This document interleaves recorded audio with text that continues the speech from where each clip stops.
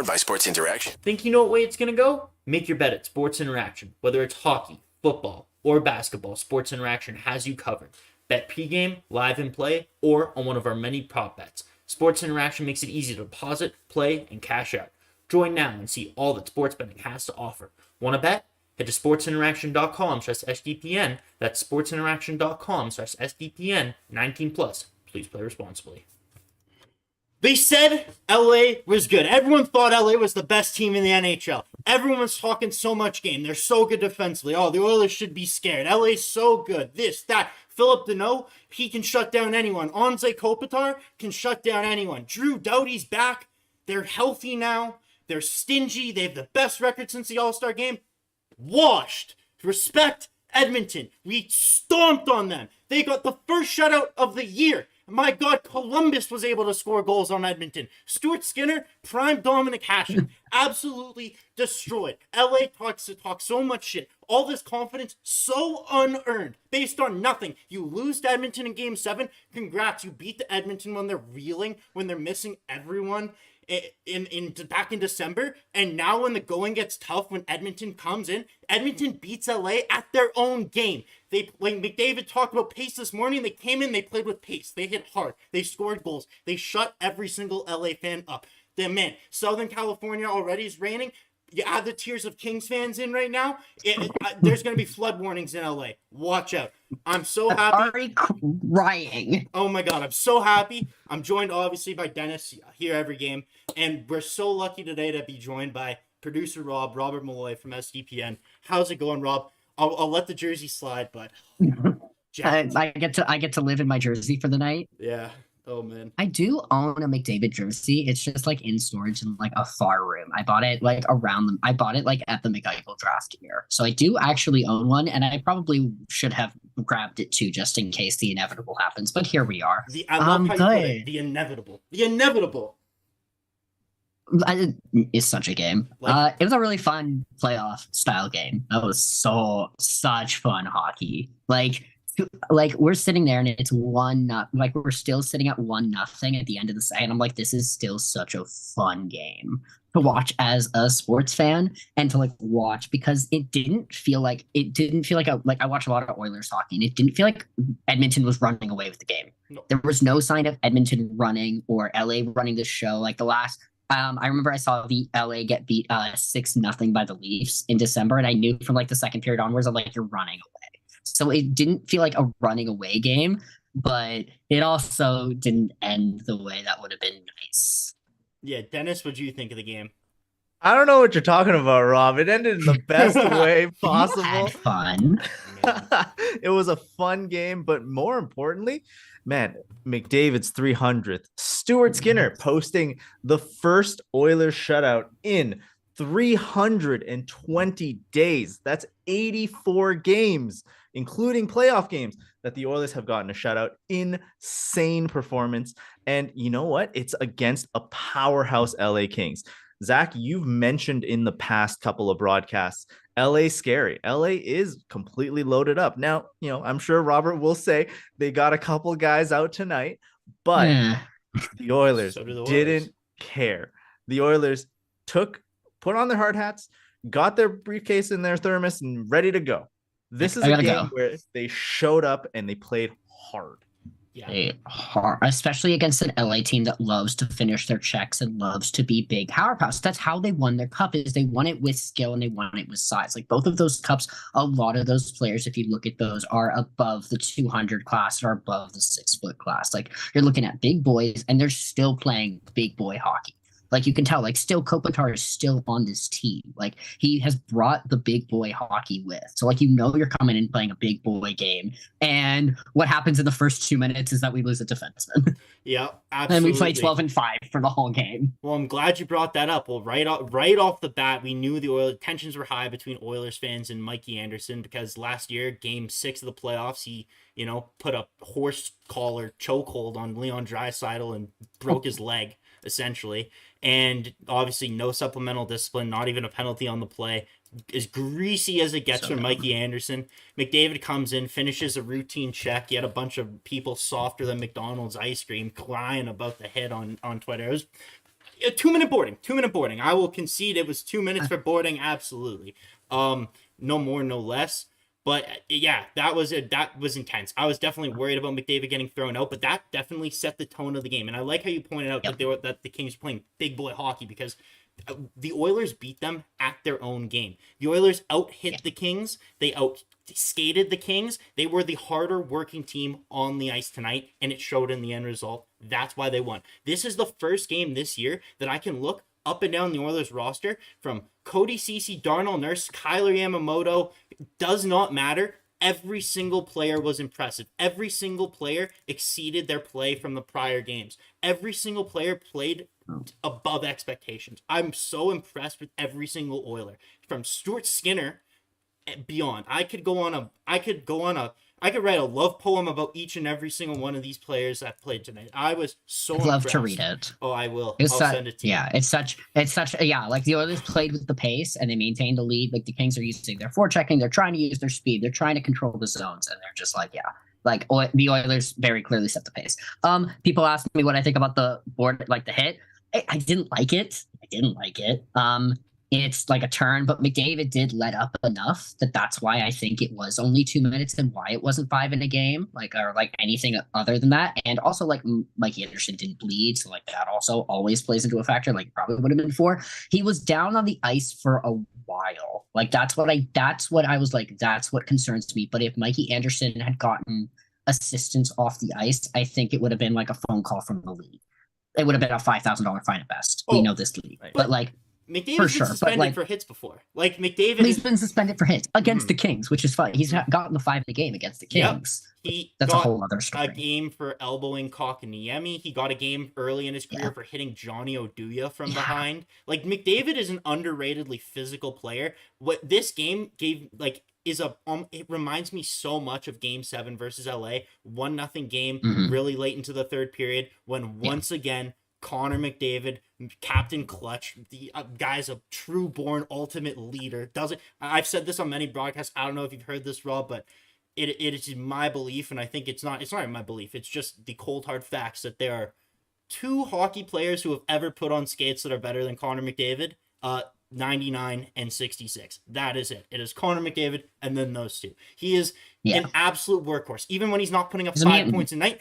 Yeah, when you are on a power play and you have 97 on the penalty kill, you have to completely change the entire complexion of your power play. You take a one-timer from the corner, it misses the net, and it goes out the zone. Connor's faster than every other player. He's going to pick the puck up and get a breakaway. By the time the turnover's over, he's almost at the hash marks. He's picked up, we know he can pick up that pace incredibly quickly, and he can just go. I think it's such a fun, because I spend my entire market. If you don't know, I care about a blue and white team.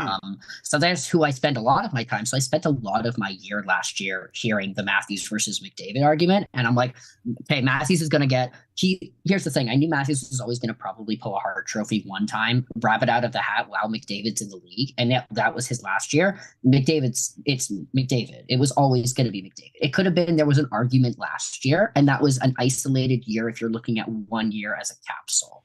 But if you're looking at league and above, that's where we're sitting. We're sitting in it's McDavid's league, and we're all hanging out. And that was the thing that the Kings needed to do tonight.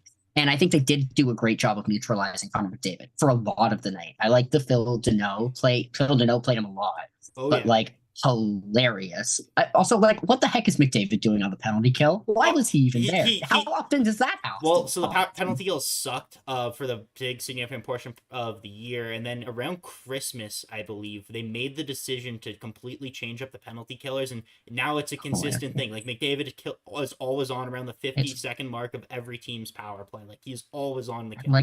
Yeah, and I feel like playing against watching watching this team play against McDavid on the power play is watching other teams, how teams probably view watching Mitch Marner on the least penalty kill. It's the same energy. The most valuable thing that a penalty kill can be is dangerous. And if once again you have 97 on the ice, you have to staple a guy to him, and you only 5 is better than 4, but you might have to have 2 people on him. We've seen what happens. We've had 5 on him, but I digress. Dennis, you've had a point for like the last Yeah. 45 seconds. Well, hey, you know what? I love it. I love the discourse. And let me get in on this McDavid discussion as well, because that's the thing about this penalty kill. Rob, you hit the nail on the head with it.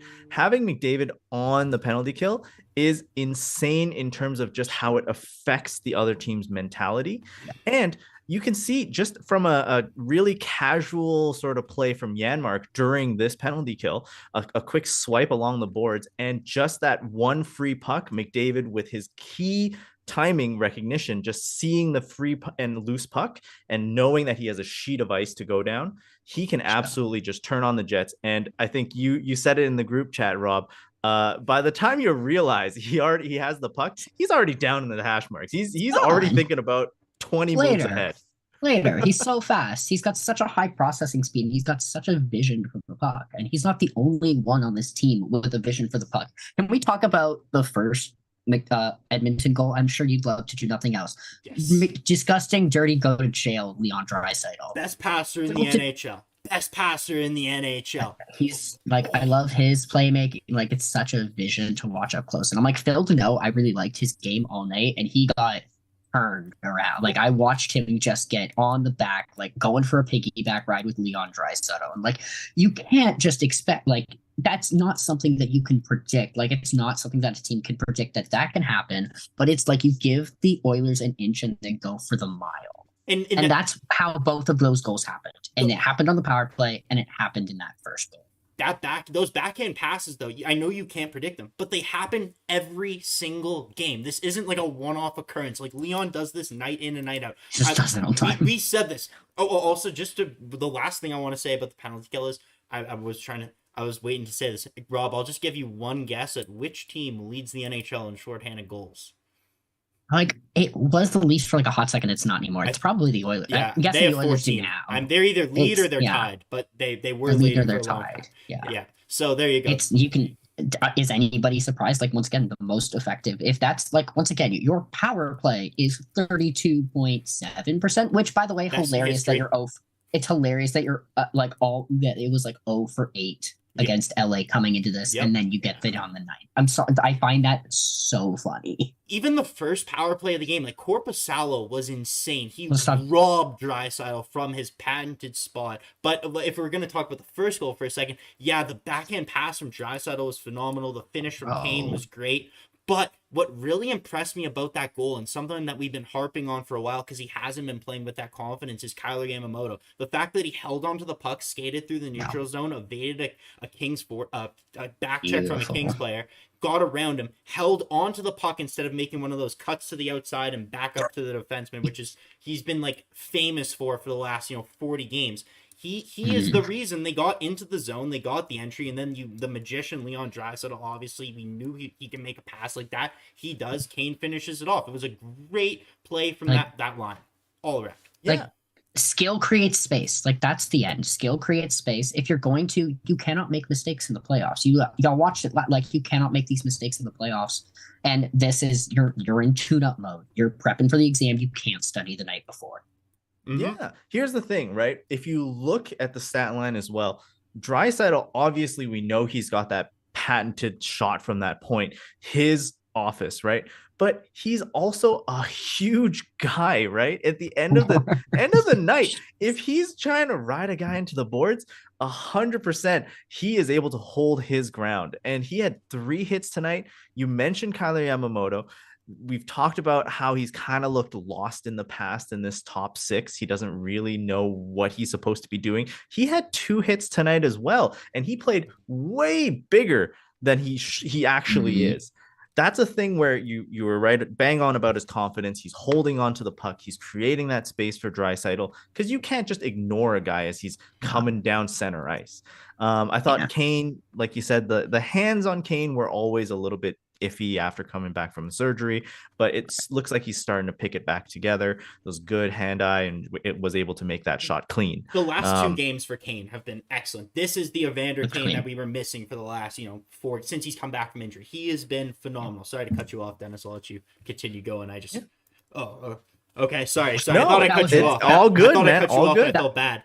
That was the point. No, man.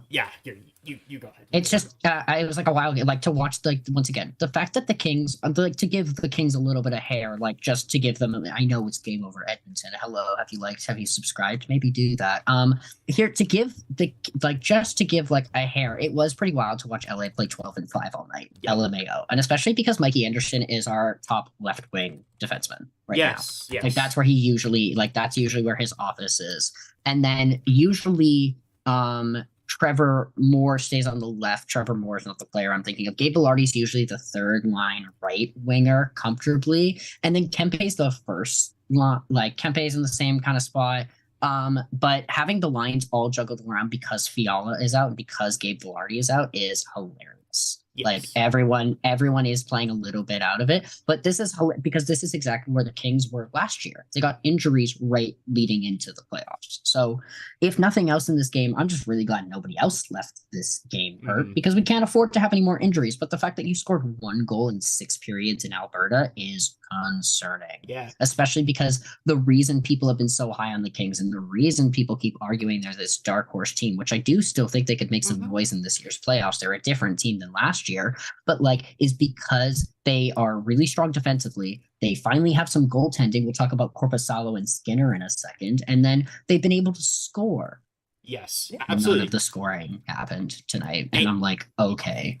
But it wasn't for lack of chances. But let's talk about the reason why they didn't score. Well, yeah. Well, just to talk about LA for 1 second, like they had I'm pretty sure they still have the league worst combined save percentage from all their goalies, right? Like, they've been consistently outscoring their problems the entire season, right? And now Korpisalo's come in and provided insanely solid goaltending. I was overly impressed. He came out. He came up huge a number of times, specifically on Ryan Nugent-Hopkins, who I think both top 6 lines for the Oilers, or both top, essentially top lines, the Kane, Draisaitl, Yamamoto, and the Hyman, Nuge, McDavid line, caused considerable issues for the LA Kings. And I understand Fiala's out, and I know Fiala's a really good. He's really creative offensively. He's kind of like a poor man's Mitch Marner, I guess. I don't really know. Yeah, you could make that argument. Yeah, like, good hands, quick, but. Obviously not nearly as good as Mitch Marner, but essentially, like, he's leading the Kings in scoring with 70 points. Connor McDavid's leading the Oilers in scoring with 144 points, right? Like, there's quite the discrepancy between the two offenses. So if the Kings do end up playing the Oilers, it's something where there's going to have to be like a combined defensive commitment. And we saw them try to do it tonight. And again, they were without Vilardi, Fiala, and Mikey Anderson, probably most importantly, or underratedly importantly, because you're playing the Oilers.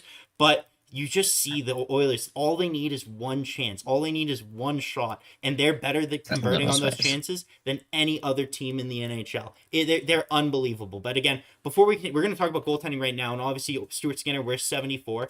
I know we got a ton of people watching tonight. How many people are watching right now? Yeah, we got 60 people watching right now. We already have 30 likes. But you know what? We got 60. Tomorrow morning when I check back, I want to see if we got 74 likes, 74 for Stu. We got it. We got to do it because he absolutely was the first star for the Oilers. Connor McDavid was Connor McDavid. Draisaitl was Draisaitl, whatever. But Stuart Skinner gave the performance of the season. The question always for me with Oilers is calling them confidently a legitimate cup contender, and has been for a long time, is one, the defense. We don't have to get into that right now. LMA, I was dying at Matthias Ekholm at the very end of the game, just like on his knees, stuck, his stick was broken. I think he was a great pickup. Has been between the pipes. It's always been, especially because, fun fact, I'm quite familiar with Jack Campbell's work. So I was like, oh, this is the choice we're making. This is the choice we're making. Okay. But leaving him out of those questions, I'm like, how, like, you ride one goaltender through most of the playoffs. And like, yeah, Stuart Skinner's the guy. And I asked the boys before, and I'm like, is Jack Campbell at all? And like, they're like, it's Skinner's net. And update, I can see why. Yeah, exactly. Stu was insane. The kick saves, and Rob, this is a save that you highlighted in the chat as being one of the turning points for the game, was that early save on Kempe on the breakaway. Bro. Right? Save of the year. Oh my God.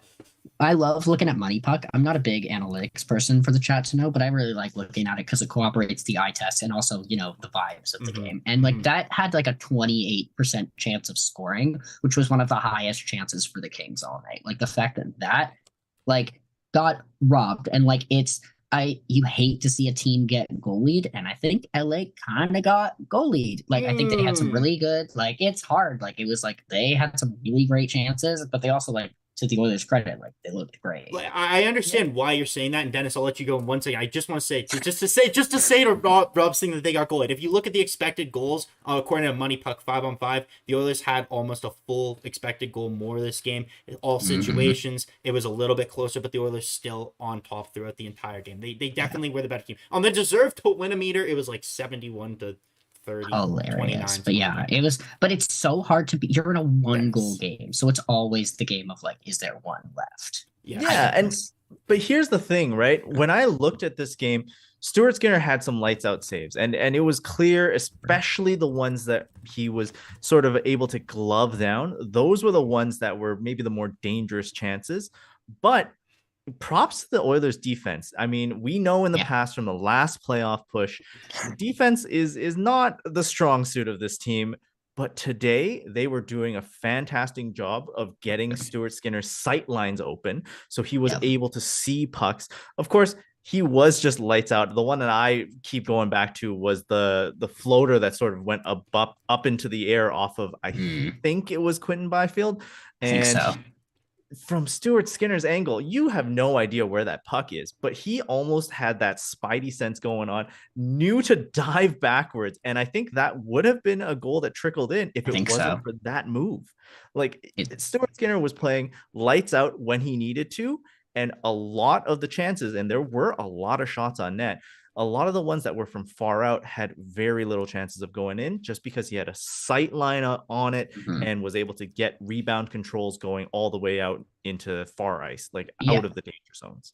Yeah, the reason I like use the goal lead argument is because the shots were almost tied by the end of the game. Like, what are we sitting at? I believe we're sitting at like high 30s, low 40s in the shot chances. Yeah, like we're sitting, like it's really hard to say that a team had 40 chances and got shut out. And that is both a credit to the goaltending, and that is both a credit to the defense and also a credit to like bro Stuart Skinner. Like it's great to see like a really strong goaltender. Well, there were players on the Oilers who we've talked about in the past. At least I know Dennis and I have, like specifically like Darnell Nurse on his zone entry defense or zone denials and whatever. But like there was a play early on where Anze Kopitar was trying to rush the puck in with speed from the offside, and Darnell Nurse skating backwards stayed with him, and it was one of the cleanest defensive plays I've seen, just to angle Kopitar off the puck. It was beautiful. That's kind of the play that we expect from Nurse, as this $9 million number one defenseman, right? I thought every single player on the Oilers defense specifically was great. We've been complaining about Cody Ceci, who we've known has been struggling with a core injury this year. He's not been near as good as he was last year, right? And I know that might sound crazy for you, someone who watches the Leafs. Hilarious. Yeah. But Cody Ceci tonight had a play, and I can't remember who it was that he tied up, but essentially I think it might have been Byfield actually, who was kind of wide open in front of the Oilers net, and it was Cody Ceci who came in and just lifted his stick and took the puck right away, and it would have been a huge scoring chance for LA. But every single player, Kulak and Desharnais, this is probably the best game I've seen from them, right? You know what? One thing I do want to look at, and guess what? You know what else? The Oilers actually went 11-6 pretty much because Philip Broberg only played 4 minutes tonight. Yeah. Did he just not play? Is there just like none for you? Pretty much. So 11-6 is so hilarious, and that's why I'm like, by choice. And that's the hilarious thing. Also, why it makes me laugh when seeing like players like McDavid on the penalty kill. I'm like, if you're going 11-6, like the man, I'm aware he's a mutant, but he does also get tired. And you are ramping up for a long playoff throughout. But he like seems fine. Yeah, he seems fine. He only played 21-25 tonight, right? They're just kind of low. It's a minute lower. He's usually in the 22-23 for a game like this. You would expect a 1-0 game for majority of the game that Connor McDavid is on the ice for more than 21 minutes, right? He scored the shorty and said, "I'm good, guys. Can I have a break?" Like seriously, the shots were 43-37 for Kings overall, and that's what made it such a playoff style game. And we talked about this in the chat. Is like both teams had their chances, but yeah, the Oilers had this like sustained pressure. There was a moment in the second period, and I'm like, we're like 8 minutes in, and I'm like, the Kings have 2 shots. Yeah. We have 2 shots. I'm like, best, you're losing already. You are losing, and you've got 2 shots. So like I'm just like, guys, you good? A lot of the shots to the chest, a lot of them were redirect. And the reason they were shots to the chest is because they were getting rebounds. It's because they were getting cleared from the net. It's because like a goalie is like every goalie, like any goalie can be immune. If they see the puck, they can stop the puck. And that is always your goal with your defense is give your goalie some eyes. And I think I'm seeing that a lot more. Like, and Stuart Skinner had his eyes for a lot of tonight. He had clear tracking of the puck. If he tracks the puck properly, there's a real good chance he can make a save. Yeah, and you could see it clearly when he was, for example, in those behind the net sort of situations. He is absolutely posted to that post, right? He is sticking to it like glue. But the moment it comes out into his vision again, he has just this fantastic reflex of going right back into that ready pose. And no matter where the puck's going to the blue line, back behind the net, he's getting into these positions really quick. And it doesn't allow shooters to sort of take their time, pick their spots, and try and score off of that. One of the things I wanted to jump into early on when we were talking about the Kings a little bit, I wanted to highlight a minute muncher, and it came back when we were talking about minutes. Drew Doughty played 30 minutes this game, and I just double checked because I was curious for the Flames game on Tuesday. Doughty played 27 minutes there as well. So you're talking about minute munchers. I'm going to give credit where credit's due. He plays a lot, especially when Mikey Anderson went down. The broadcast highlighted it a couple times. So like Doughty plays a lot of time on this ice, and he still looks like that. He's in this, like, that's the interesting thing with the LA is because you have to remember that Drew Doughty and Anze Kopitar were both on the Kings Cup runs. Like this man is still going and still looks really effective for in the role he's adjusted to. Like he's not the same player that he was, obviously, but he's still in this like adjusted role that works really well for him. And yet he does take a lot of time on the ice, and he doesn't make as many mistakes as you'd expect him to. Like he usually looked pretty good. Like I didn't see anything overclaringly major. What's the one? Right early on in the first period. I guess this isn't necessarily 100% on Drew Doughty, but he goes to make a breakout pass from behind his own net. Stick explodes on him. Nick Bukestad off the post. Later. Right? So, yeah. And later. Exactly. That's kind of the only thing I can notice for Drew Doughty. There was a number of times too I saw Klim Kostin going on the forecheck and kind of hit Doughty with a little bit of a slash afterwards, and I just see Doughty turn to the ref and start yelling at him. I don't know. He definitely is someone who likes to go hard at the ref. Sorry, Dennis. They definitely Yamamoto hit Doughty as well, and I was like, what did I just hear? Like it was said, insane. "Hello, I'd like to have my spot for the playoffs. I would like to be in this very spot, please, and thank you." The Oilers were hitting hard. Ekholm destroyed Arvidsson. I did. Yeah, like that was disgusting, man. Yeah, it was wild to see the Oilers finishing their checks a little bit more. It felt like the Kings were playing, and we kind of said this, like they played a little bit more timid. They played a little bit less physical. Like it was still pretty physical game. Can I tell you why I think that is? So when the Kings play the Oilers, what they tend to do is they like to trap. They play. It's almost they play scared. They're scared of giving the Oilers any sort of opportunity whatsoever. So the Kings hang back and they hang back, and if they get the lead, essentially it's game over for Edmonton. They line up five strong in the neutral zone, and the Oilers cannot get it through. But what the Oilers were doing this game is they were getting it through that early. They were winning the battles, and once they went up 1-0, especially as it went later, the Kings had to stretch out because they were running out of time and they needed to create opportunities for themselves, and that involved stretching their players out, going for the longer breakout passes, stretch passes, which in turn gave the Oilers more opportunities and more space. Yes, obviously it's come with more goals in the game, but no, I definitely I think the Kings are built to be the anti-Oilers with Danault. Like Danault does scare me. He has Mike Trout level hand-eye, and he is insane defensively. And I know he just shut down Mitch Marner and Austin Matthews, and he was their arch nemesis. But I watched him against McDavid in the playoffs. He was very, very, very, very, very good. But Connor McDavid is just another level. That's the question. I think this is if this is the first round matchup, if we're sitting here and this is the first round matchup, I think home ice advantage is going to answer a lot of questions, because I think that also a lot of what beats the is like line matching, is line combination, and how do you get out coached, and how do you coach each other, and how you do, and like the Kings were talking about it on the broadcast. Like, well, we would have liked to play Game 7 at home last year. That's home ice implications are large here. We're looking at the points right now. We're sitting at 96, 97, 98, depending on how the Vegas game goes. And they're losing right now.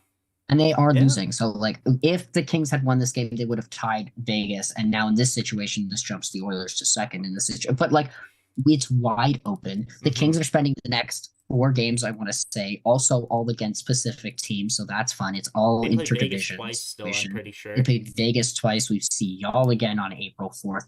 You get to come to our house. So have fun at Ripto.com Arena. Where the Oilers That's won a whole game other- 7? Where they won game game. 7? Yeah. Yeah. I think doesn't scare me.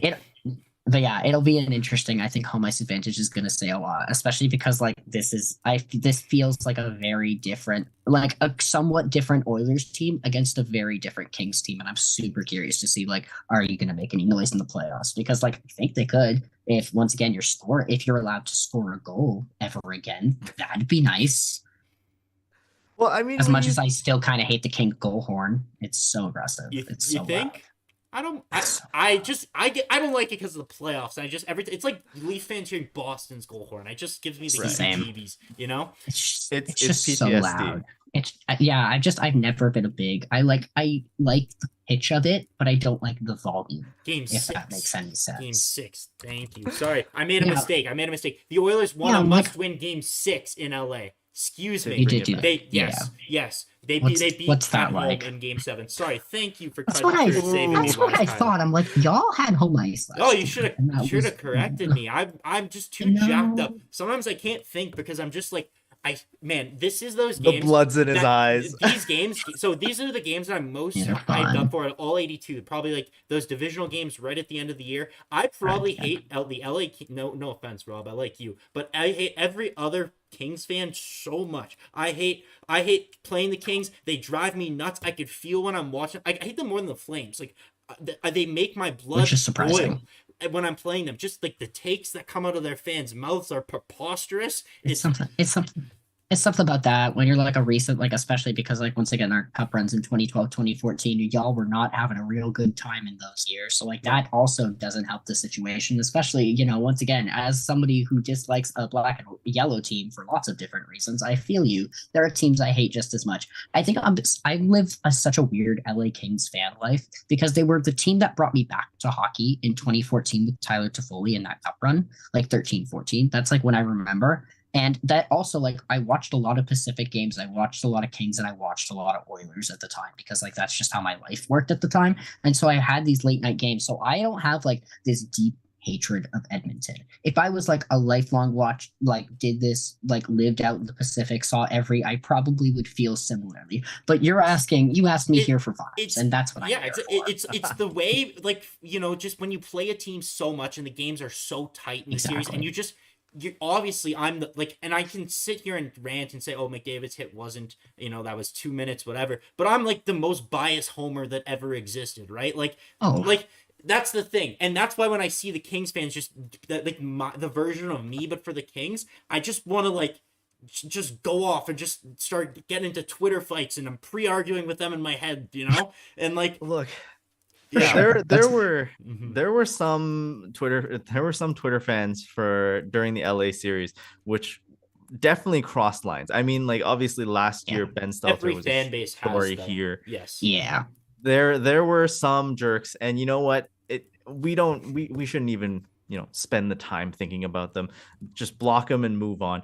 There are people out there who just want to have a good time watching hockey, and obviously I've watched some very, very bad Oilers teams, and I could potentially have a very strong hatred of the Canucks because at one point in time the Sedins would just bully Ryan Nugent-Hopkins. But it's hockey. We're here to have fun, and end of the day, as long as everyone's having fun, getting home at the end of the night, that's all I really care about. Still like to see the Oilers host a cup. Maybe if that means plowing through the Kings round 1, that'd be great in my books. Yes. I guess that's my question for y'all is like, do you want to play is this the matchup you want in round 1? Is this what you want? Do you want to bypass the Kings, take the first overall and leave us with Vegas? Like, what do you want? I'll let Dennis go first, then I'll say, because I've said this a few times. You know what? Here's the thing, right? Entertainment factor. I think Edmonton, LA would be bananas. For 60. Would we leave that series a little bit banged up? Probably. Yes. Probably Yes. way more. Scares the hell out of me. It's that head versus heart discussion, right? It's like head, okay, we get up to the first position, we play whoever's in the wild card spot, we leave LA for round 2. Hopefully they're also banged up against Vegas or whoever else ends up in that position because there's a couple games left.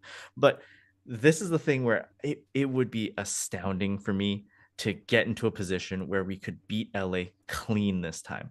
Because last playoff series, it was too much of a discussion in my mind. I want to see an absolute rock'em sock'em, just clean win, much like the Calgary series last year as well.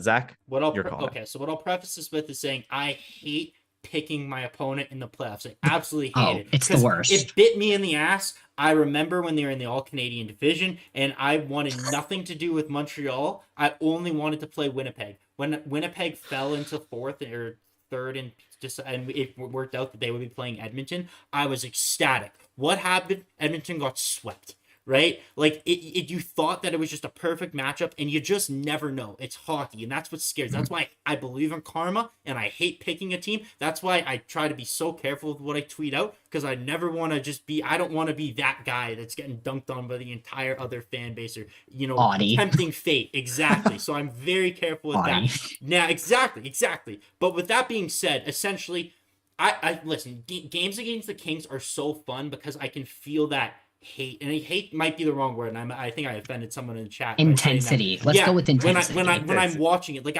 I'm a little more psyched when they score on the Kings. I'm just like, I just get a little more jacked up because I want to beat them. I want to beat their fans. I want to beat the city of LA.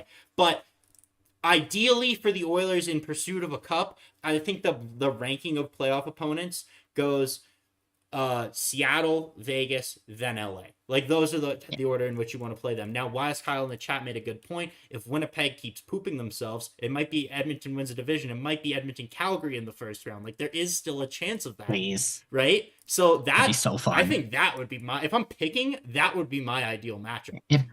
If I'm picking, and if certain broadcast companies are picking, they're picking Edmonton, Calgary. But no, my answer is I'm like, I don't think Edmonton wants LA in the first round, and I don't know how much LA wants Edmonton in the first round, because literally you're going to punch each other. Exactly. It's the same as, like, I'm very hopeful that Boston gets the New York Islanders in the first round, and it goes 16 overtimes, and they punch each other for 7 games straight. Mm-hmm. It's the same. I'm like, you want to fight, but yeah, especially if you're looking for like any type of clean, like, the first round is never a clean, is very rarely a clean fight in any, like, even the rounds that get swept, people leave broken, especially because I've seen Korpisalo in the playoffs. I love Korpisalo, looks great always in the playoffs. He hurt me very badly that one time in the bubble. I don't want to talk about it.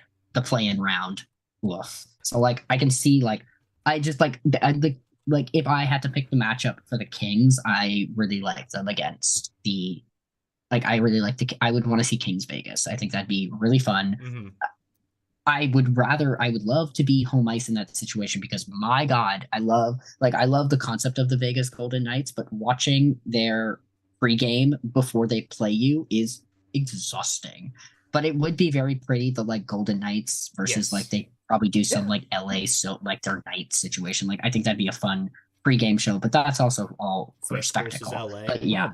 Rob, what's wrong with a bit of theater? What's wrong with a stage play to start the playoffs? I just like, I'm in this situation. Like, the LA's in such a spot where, like, they could still take the first overall. Like, the person who's going first into the Pacific, we're not going to know, I don't think, until the very last day. I don't think we're knowing until game 82, because y'all could have a 3-game losing streak. We could have a 3-game losing streak. Vegas could. It's all, like, everybody could break all at once. What matters? Yeah, sorry, you go ahead. I didn't mean to cut you off. What matters to me more is that players are okay. If Fiala can play, if Gabe Velarde can play, if whatever's up with Mikey Anderson is okay. I'd love to go into this without injuries. And if that means we're in the second, if we're in second instead of first, then we're in second instead of first. I think you don't need to be first in it. I don't care about being first in the division. I watch Tampa beat, like, I've watched teams, like, wild cards beat first teams. Also, it's so, like, it's such a scary thing to be the first overall seed and then be the wild card team, especially because the wild cards are clawing and scraping and scrapping into the playoffs. Mm-hmm. Calgary No is all pressure. in that like clawing. Unlike Calgary, I don't actually wouldn't describe them as clawing and scraping and scrapping in the They're- playoffs. I describe Tyler Toffoli as Yes. clawing and scraping and scrapping. they're- Maybe a couple others. Calgary's falling ass backwards into the playoff, being dragged uphill by Tyler Toffoli. Like, My answer always with people is they're always like, what hockey teams do you like? I always go the Leafs and the Kings and wherever Tyler Toffoli goes. So I follow along. Yeah. I didn't really care about the Flames before he showed up. He showed up. They had a really fun year. Then they were first, and then a lot of things happened last year. So I liked him when he was with the Canucks. I begrudgingly tolerated the Montreal Canadiens for a while, and that was not fun. mm-hmm. And then I watched him beat my team and then go to the Stanley Cup final and grumpy about it. But yeah, he's an interesting. But yeah, he's always my first hockey love, always, which is always surprising because people always think it's Sidney Crosby, and I'm like, no, I'm one of the weird Canadians that it wasn't Crosby. Yeah, mine was Ryan Nugent-Hopkins. Dennis. Man, for me, it's got to be Fernando Pisani, but that So didn't weird. last for too long. That's such a great random choice. I love random hockey names. I'm like, that's Well, a great choice. Think about it, right? Like my first big hockey fandom was in that 05-06 run. And for the Oilers, a hometown hockey hero that just like sniped several goals on their way in. Insane, right? So that's my pick. For It's sure. definitely not as well known as Toffoli and Nuge. But yeah, No, we could you don't talk get to about- pick your first love. You don't get to pick. They pick you. Yep. Exactly. The chat's kind of all over the place with if they want LA first round. Someone's like, a deal with LA first in the playoffs, get the series over and done with. I like that. I fully like, yeah, get that round Listen. over with, especially because like they're always going to be hoping for it and going from there. It's going to be intense. It's going to be hard. I think a series against LA would be fantastic. And I love what you said before. Just as much as the Oilers probably don't want the Kings probably don't want the Oilers, right? Like, I know everyone can sit there and say, oh, they can't play defense. They can't play defense. They can play defense. Again, I said this before. They can. They just sometimes choose not to. But for the last 3 months, the Oilers have actually been a top 10 team in terms of expected goals against. The problem with the Oilers is they've been getting such inconsistent goaltending. And just like LA, they were outscoring a lot of goaltending problems. Even recently, it kind of became a conversation. Are you concerned about the Oilers goaltending? Are you concerned about Stuart Skinner going into the playoffs? Because even last game, the Oilers, like Vegas, it was a 7-4 win. Oilers played good, but there were and they were good chances for Vegas. But you still would like Stu to stop 2 of those 4 goals that he let in. Then you have tonight and he plays like this. If Stu plays like this, I'm a biased homer, but the Oilers are my cup favorite. Like they have that extra motivation that we lost to Colorado in the conference finals motivation. This was a playoff preview tonight. The intensity, the way McDavid and Draisaitl, the way Draisaitl punished Gavrikov in the corner. Like the Oilers stars were hitting. They were hitting hard. Every single one of them. It didn't matter. They were going to finish their checks. They were going to score. They were playing playoff hockey. I'm so like. It's nice. I love this team. I love this. And here's the fun part. We get to watch this all over again on April 4th, which was the game I was actually supposed to be on. And then a lot of my life thing happened. So here I am. My other thing of LA, why I kind of am like, I would play Vegas. They have Jonathan Quick. Exactly. You know how funny that would be? Yeah.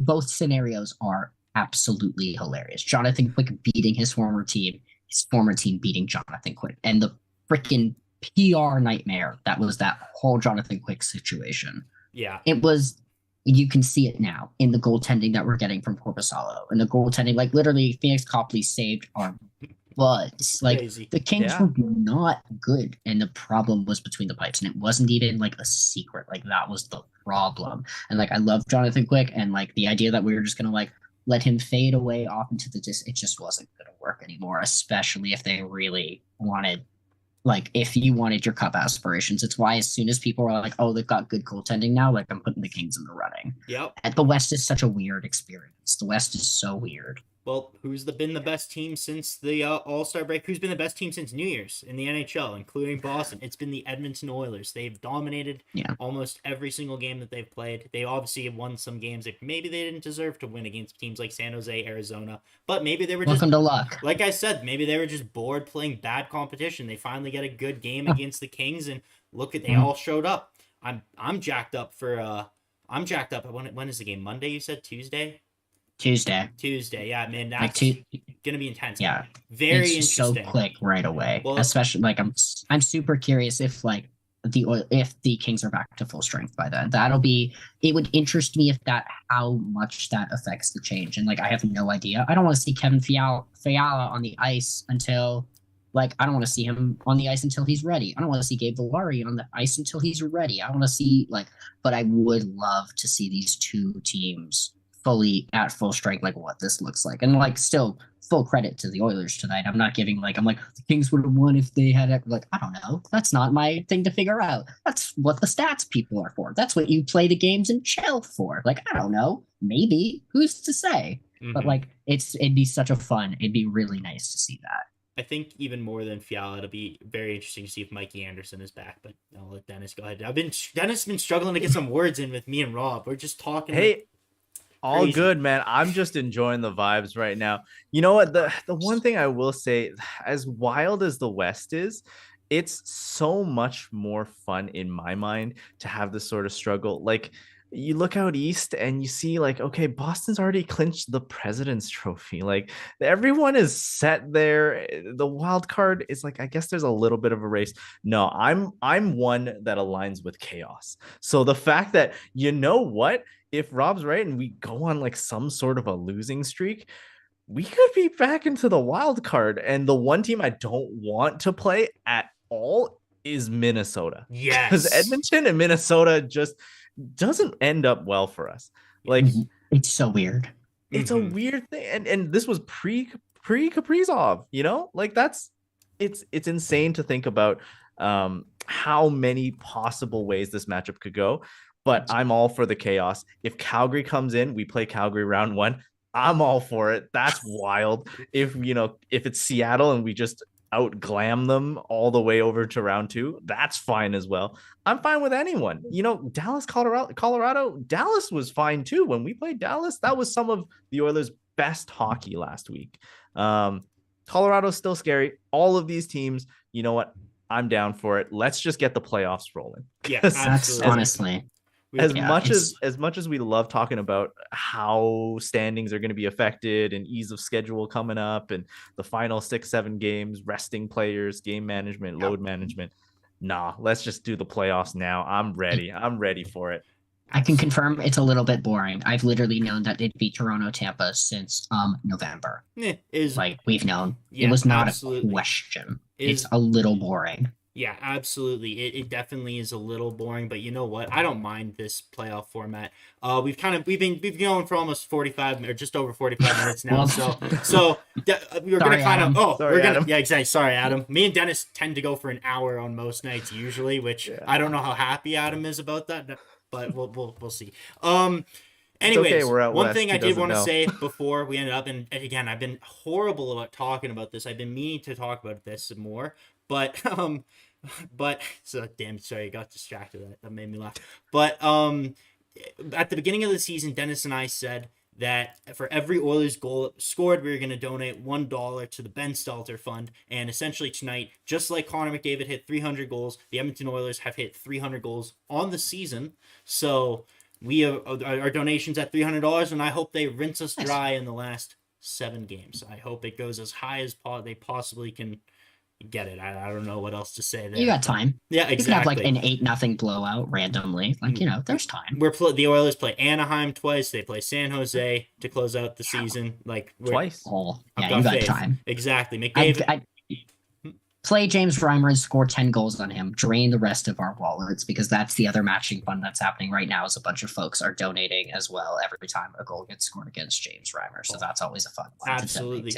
I hope McDavid hits 156 against James Reimer when they play at the end on the last game of the season. So yeah, no, it's definitely, Rob. It's been a blast having you on. I'm so glad that you were able to join us for this game. And now it's funny. We made it work. Oh yeah, and it's funny. I feel like a jerk because I sit here and I complain when the games start at 8 o'clock, 7:30. I'm like, geez, the games are starting so late. You're sitting there, it's almost 1 a.m. your time. I don't know how you're handling yourself with such poise, but full credit to you. Absolutely respect. I respect the hustle because man, that couldn't be me. I'd be fast asleep. The solution is don't work every day at 6 a.m. Make your own life schedule. I'm like, I don't have to be up anytime. Nobody needs me in the morning. That's the way. Honestly, I have no idea how fans with 9 to 5 jobs in the East Coast watch late night hockey. And there's like, it's the worst part about like, I'm like, you're missing some really great matchups. And like, I know a bunch of people are like, I'd be a Seattle fan if I could stay up for the games. And I'm just like, it's the hardest part of the West Coast games. Yeah. Our West Coast swings, rough. We've got fans that are tuning in from like Germany on a regular basis. Texas, it's insane. Like Australia, Germany. We have all these people in our chat every game. What are you doing? Go to bed. Black Massacera, I saw in the chat earlier. He's from Germany. Right there. Yeah, we got 73 people watching still live concurrently. We got 49 likes. I know the like goal again, guys. It's 74. So when I check back tomorrow morning, I better see 74 likes. I'm first shutout of the season. Fantastic game. What a performance by the Oilers. Obviously, LA played well, but they're still no match for the Edmonton Oilers, the dominant force that they are. We have one more thing to announce before we leave. Oh, yeah, sure. Game over, WrestleMania on the weekend. Oh, yes, I saw that. Yes, absolutely. Absolutely. Let me pull up all the details. Don't you love this? Sunday, April 2nd, 2023. We're featuring a bunch of fun guests. If you're a wrestling fan, this is our first SDPN official adventure into wrestling as a whole. So if you really like WWE wrestling, if that's your thing, we'll be talking about it on Saturday night with Fuad Solomon, who hosts Game Over Toronto. He probably will only sing at least 2 songs, and he'll bring up the Leafs only like less than 10 times. So, like, what's the over-under on impressions? Oh, well, we set it at like 7.5, 6.5 minimum. It's his. There's nothing Fuad loves to do more than impressions. So, if you haven't seen, there's a trailer on the SDPN Sports YouTube channel. If you want to hear Fuad do some of those impressions in a head. But yeah, if you're a wrestling fan, a lot of people have asked SDPN for wrestling content. Hey, look, we're bringing you wrestling content now. Congrats. Absolutely. So yeah, guys, you heard it here first. Back on the SDPN channel on Saturday, right after WrestleMania, right? Correct. Okay, so after WrestleMania, come here. Fuad will be live. Ton of guests, ton of impressions. It'll be fun. I'm sure a ton of people will be in the chat going nuts after what happens at WrestleMania. Yeah, it's going to be fun. It's going to be happens. Fun. Yeah, WrestleMania is always crazy. I can say that for sure.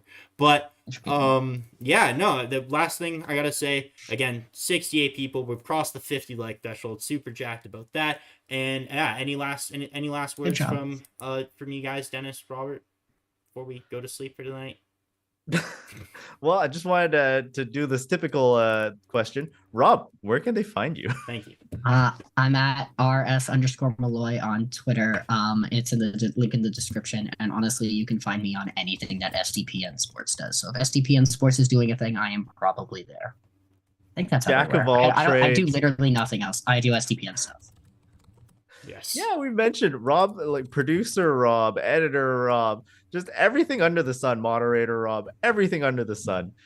Zach, where can they find you? You can find me at ZWheel97, probably having a stroke on Twitter. So yeah. Where can they find you, Dennis? On Twitter at Dennis Lee YEG. That's it for tonight, guys. Thanks for coming on, Rob. Absolutely. Thank you. Wow. Absolutely. Well, you heard it here. So next time, the Oilers we'll be back with Game Over Edmonton on for the Anaheim game Saturday, and yeah, that'll be myself and whoever, maybe Dennis, maybe not sure at the moment, but hope all you people in chat. Awesome. Hope all you people in chat will be back there to join us. It'll be super fun. The Oilers are rolling through the season to end, and yeah, again, one last thing before we go. Obviously, let's play La Bamba, baby. That's all. Stay safe. Have a good night. Game over! Powered by Sports Interaction, Canada Sportsbook.